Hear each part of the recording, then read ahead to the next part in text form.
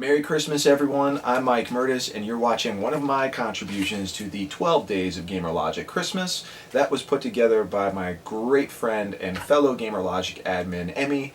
And we've been doing this for a few years now, and it's always great because we kind of go totally random. Sometimes we talk about Christmas memories, random memories, we do random videos, we do streams. Emmy and I just did our annual Christmas stream where we did Super Smash Brothers and a very drunk Ninja Gaiden. And for my contribution, for today's contribution anyway, I figured I'd talk about some of my favorite things to do like the night before Christmas.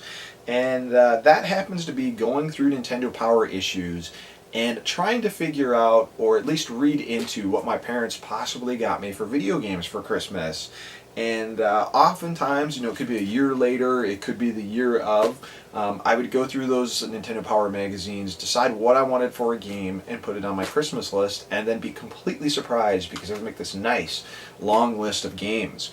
And I grabbed 5 random issues of Nintendo Power magazine, and I figured we could kind of flip through them, and we could recall some memories as we're going through it. So grab your hot cocoa, sit by the fire, put another log on, turn up the electric heater if you got one, and let's talk about some great Christmas memories as little Mike, teenage Mike, whatever Mike, was sitting and reading Nintendo Power magazine, wondering just what was beyond that wrapping paper. And we'll start with this issue here. This is a 1992 issue of Nintendo Power, June possibly, I'm thinking off the top of my head. And on the cover, that's Guile, and this is Street Fighter II. Now, I absolutely loved Street Fighter II the first time I played it in the arcade, Street Fighter II Champion Edition, beating the living hell out of kids older than me, thinking I was going to actually physically get beat up. But this was cool, because up to that point, I really didn't know any of the special moves. Now you got to remember, in 1992, I did not have a Super Nintendo Entertainment System yet. That wouldn't happen till the following year. So I would kind of open Nintendo Power magazine and wish and hope and really just kind of dive into what I really wanted to play. So in this case, this issue was really handy in deciphering some of those special moves and getting an idea of who just all these crazy characters were in Street Fighter II. And I remember I asked for a Super Nintendo for Christmas of 1992. I really wanted one. And I remember pouring through my Nintendo Power magazine, hoping, man, I hope I get a Super NES. I hope I get an SNES. I can't wait, and hopefully with it I get a copy of Street Fighter II. So that didn't happen, but wasn't a big deal. But you know, I can just kind of go through the issue here and talk about memories in total, just kind of sitting through and going through here. This issue, you know, has the Player's Pulse, which talks about people's experience with Nintendo systems. There's Panic Restaurant, and that ended up turning into a very rare game. I think it's one of the more expensive ones. Capcom Gold, Might and Magic. We got passwords in here. We got classified information. I tell you, still my favorite thing about 1992 when I was going through Nintendo Power magazine on a month-by-month basis were the comics. The Legend of Zelda: Link to the Past, as well as the Super Mario comics. I just freaking love that. What else we got in here? Toxic Crusaders for Game Boy. We got a Atari collection here. Looks like Centipede. I used to love Counselor's Corner, and I would always check through here because you never knew what kind of cool hints there were. So this has got Mega Man 4, Super Ghouls and Ghosts in here, and then if you get to the Street Fighter II special on here, man, I remember just reading this stuff over and over and over again and going through the character profiles. And man, me and my brother used to just freaking butcher the names of some of the Street Fighters, man. Guile, we never said Guile correctly. We called him Gilly. Don't know why. Can't mess up Ken. Chun-Li, we actually called her Chun-Li, which is kind of hilarious. Zangief was correct. Ryu, would call him Ryu. You know, we have the correct pronunciation now. E Honda was an issue. Blanca, Delzine. You know, it's funny looking back and like thinking back to these memories because the pronunciations are very easy now. But like Delzine, we would call him like Damashala. Like I don't know where that even came from.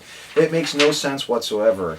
Balrog, Vega, Saget. We would call him Saget because of Bob Saget from full house. Obviously, it's got, and then the rest of here in this issue, just miscellaneous stuff, man. But yeah, I really, really wanted a Super Nintendo for Christmas in 1992. It didn't happen, but I would get one eventually. And when I did, the issue of Nintendo Power magazine that was out was this issue of Batman Returns, so I got it fairly close to that anyway. And this was a 1993 issue of Nintendo Power, and the reason I was going through this issue at the end of December of 1993 was for a very, very big reason, and that was for 2 games. And one I rented before, and I can't remember if I got this game for Christmas or not. I know I rented it, and actually now that I think about it, I did get this for Christmas of 1993 because we did have a Game Boy, and that was A Legend of Zelda Link's Awakening. And what an awesome game for the Game Boy that was. When I rented it, and after Christmas when I was playing it, we had one of those Game Boy lights, and I used to hide under the covers. It used to be really late. I'd plug in a big pair of Realistic headphones. The Realistic is the brand, and there'd just be these huge cans, right? These huge studio monitor headphones. And I'll never forget, I was playing like 2, 3 in the morning, and I'm under the covers, I'm playing this game, and my mom rips the covers off me. She probably thought I was masturbating. And here I am, I'm playing Link's Awakening, and she's like, "What the hell are you doing up so late? Go to bed, turn that Game Boy off." Scared the living shit out of me. But I had such a great time with that game. I was addicted to that game. Probably the last like 2D Zelda I played, still one of my favorites. That's one I got to go back to, actually. Very exciting.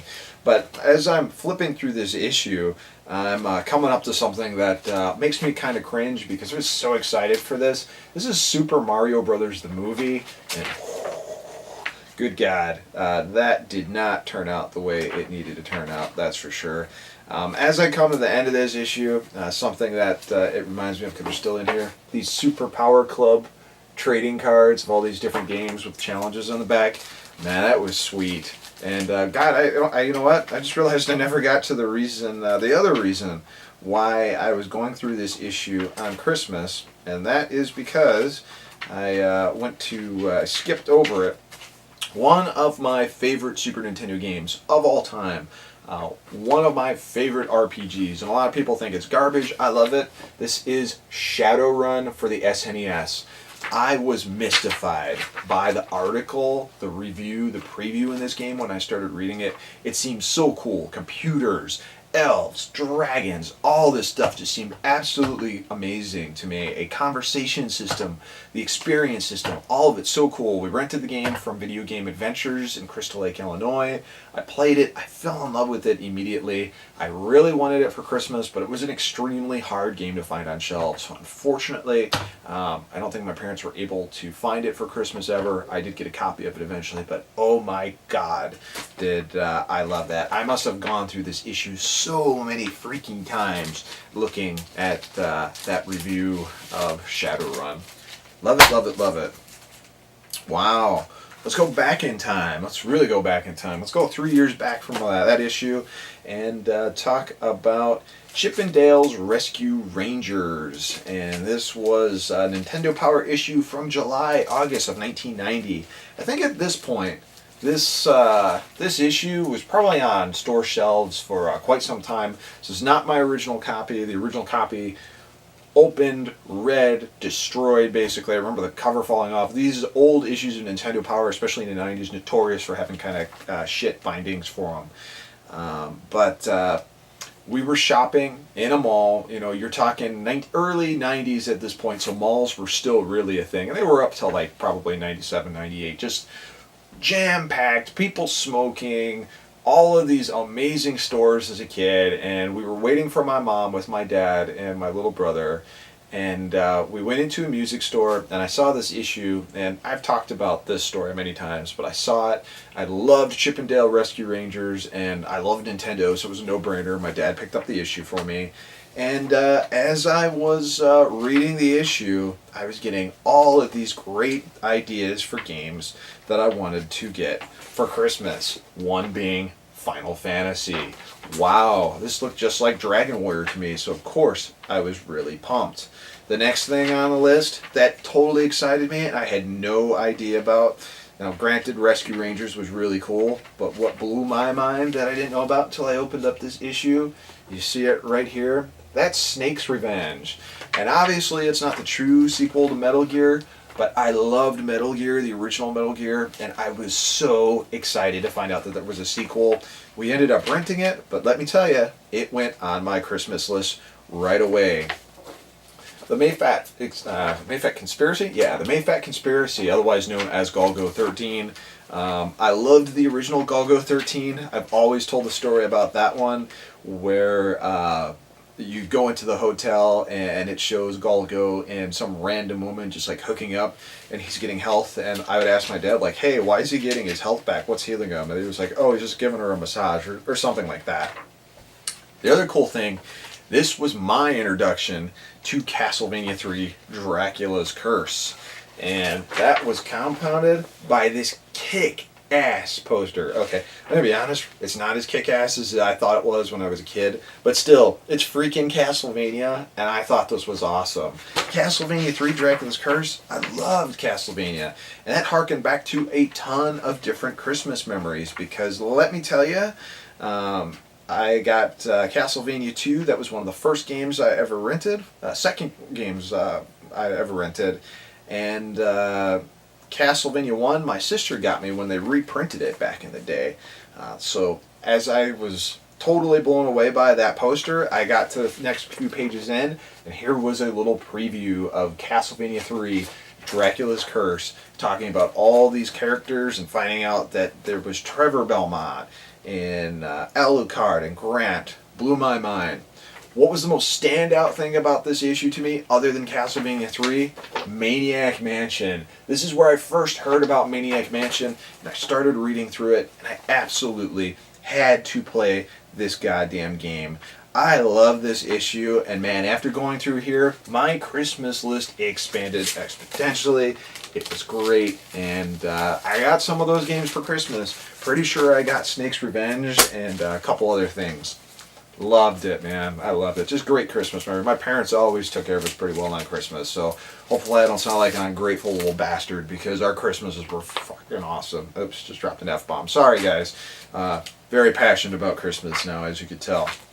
So this actually came a little after the fact, or maybe it came closer towards December. I really don't remember, but this is a sentimental issue for me because it has a lot of cool memories with my family. And this is this January 1993? This is January 1993. This is the January 1993 issue of Nintendo Power. And the cool thing about this is it's got this really cool extended cover, but you know what I thought was even cooler? It was actually inside of this room where they kind of define what I guess a gamer's room is, and I always thought that was really cool, and I couldn't wait to kind of grow up a little bit, get more into my teenage years, and have a cool room like that. Little did I know that 20 years later I'd still be a child and still have a room like that, or expand a room like that, but that's a different story. So the issue itself, not so much for the games, but more for the specials that were in here. And there was a Nintendo Power Super Power Club special in here. And the thing that stood out to me the most, and the thing I totally remember, is I thought Star Fox was really cool. I thought Star Fox was cool because I was totally in love with Star Wars. So what the cool feature was, and I'm dropping all my magazines here, is this guy right here. This right here is a model replica that you could pull out and take out and put together of the R-Wing from Star Fox. And I thought it was really cool, and I thought for a cool project together with my dad that we could put it together, and my dad did an awesome job with it. He put it together for me, and it used to hang up in my room from the fan, so when you turn the fan on, the R-Wing would actually spin around Really cool. Eventually the glue from the cockpit came down and the nose of the R-Wing fall down, so it looked like something like out of Gundam. There's also these at the end. These are really cool controller decals that you can stick on your Game Boy. There's a Nintendo one, there's a Super Nintendo one. There's a Happy New Year 1993 on here. Really cool, but a pain in the ass to get out of your controller or to pull off your controller once they were done. And it was so bad that I remember in a future installment of Nintendo Power they put out a disclaimer that said, hey, if you're trying to get that sticky goo off the shit we sent you, use rubbing alcohol. It helps a lot. So I must have got a lot of complaints about that. Now, I have an issue here. I believe this is from 1994, December of 1994, so very relevant. There's a whole bunch of stuff in here. This is kind of getting towards near the end of my Nintendo Power love, because they would start getting into the 64 area, or 64 era, I should say, and I kind of lost interest in Nintendo at that point. Obviously, I came around and came back to it. But what really stands out for me and really kind of made a checklist of games that I wanted is this right here. This was called the Get List, and this was during the Play It Loud days, if I remember correctly, or very close to it. And they had a lot of games on here, and I put many of these on my Christmas list. I'll tell you the top ones.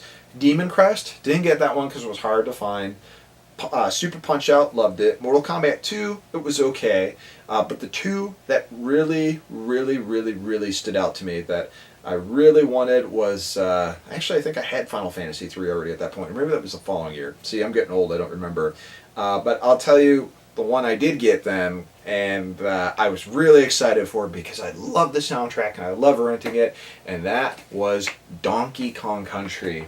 You know what? Donkey Kong Country gets a really bad rap, to be absolutely honest with you. People tear it apart, but I loved it. Me and my little brother loved it. We played the crap out of it, and we basically 100%ed it. I think you can do more than 100% if I remember correctly. But we just tore through that game. And I still have that game to this day. And I love the soundtrack so much that I bought the cassette version of the Donkey Kong Country soundtrack from the Nintendo Power Super Power Supplies catalog. And that tape got worn out, and I remember I had it even when we moved to this house, and I think I threw it out with a bunch of other tapes, unfortunately, but my sin was kind of absolved because when a bootleg of the Donkey Kong Country soundtrack went out on vinyl, I picked it up. Really cool. I actually had the second one on the way on vinyl too. But that list was awesome, and when I tore open that wrapping paper to get a brand spanking clean copy of Donkey Kong Country, me and my little brother tore right through it. So I hope you guys enjoyed kind of a Christmas tour of some of my favorite games and favorite issues of Nintendo Power magazine that I just used to read through. I know it's probably a little weird, probably not what you guys were expecting, but I just thought it was kind of a cool idea. And I'm curious, did you guys ever go through magazines and stuff like the day before Christmas? Just thinking, what you could get, or did you use the magazines to kind of make your Christmas list? These days, do you read magazines and do you follow through the gift guides there, or is it pretty much an online world only? Let this old guy know, and we'll go from there. Merry Christmas, everyone. I hope you enjoyed this video. Stay tuned for 2 more, I believe. They keep celebrating the 12 days of a Gamer Logic Christmas, and you can look at previous installments over at our Facebook page. I'll put a link down in the video description below. Take it easy, guys. Peace.